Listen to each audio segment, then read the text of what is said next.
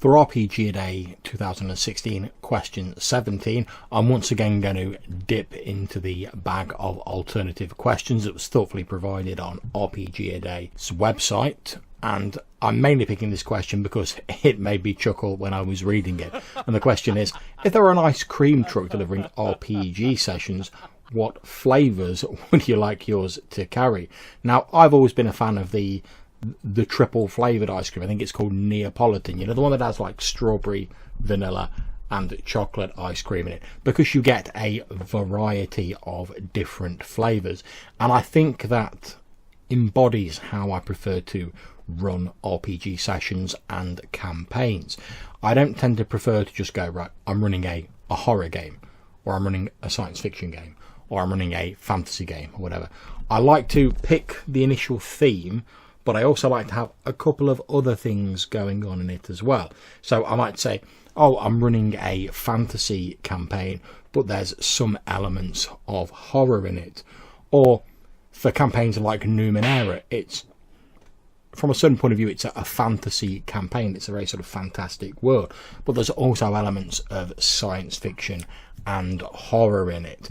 And I like to have a main theme that I focus on, because I think you need a strong identifying sort of overall sort of flavour for the game, which I classify as like the vanilla in the Neapolitan, because there's always more of that than there is of any of the other flavours. It's always the one that's left at the end, typically, and it's what you end up with, and it's normally what you start with.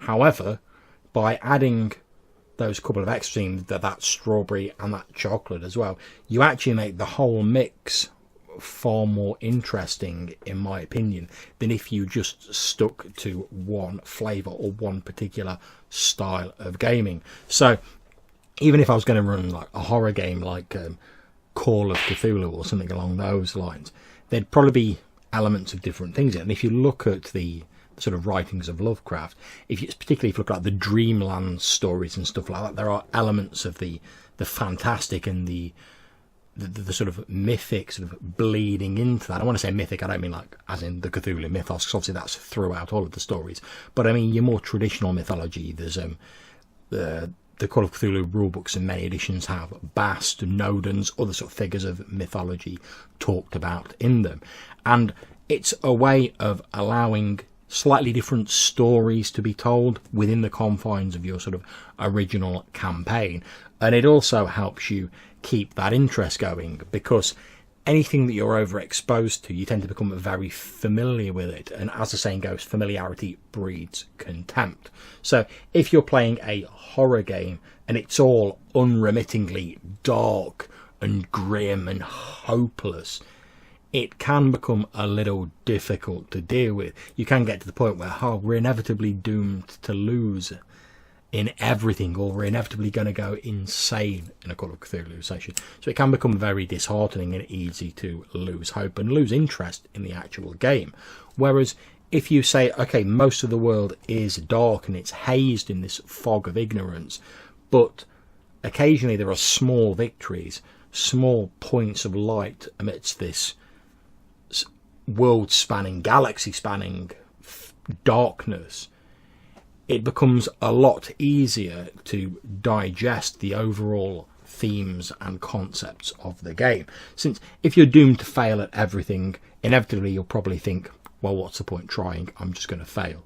And there are some people who can still stick to it and still sort of keep trying and still going despite that, and that's absolutely great. More power to them. However, for most people, and myself included, I think it's easier if you say, yeah, okay, in the grand scheme of things, you're doomed to fail. You're never going to beat Cthulhu or Yog-Shoggoth or anything like that. Certainly not Hasta. But you can gain small triumphs, small victories over their minions, their earthly flunkies, their cults, etc. Then you can still have those elements of triumph in the game, while still having this overarching theme of darkness and hopelessness. And it also helps to break it up and allow you to tell other stories within the game. So that would be my answer to the question. If there was an ice cream truck delivering RPG sessions, then the flavour I'd like to have is, I'd like to have the mainstay being fantasy, which would be the vanilla, with a little bit of a little slice of horror put in there, and also an element of the mythic and the fantastical coming through into it. That would be the flavours that I'd want my RPG ice cream truck to deliver. Although let's hope that when the ice cream truck does turn up, it's not playing some ridiculously slow version of Greensleeves, because that's some creepy ass music right there. So I hope to see you tomorrow for the next question. Until I do, take care and happy gaming.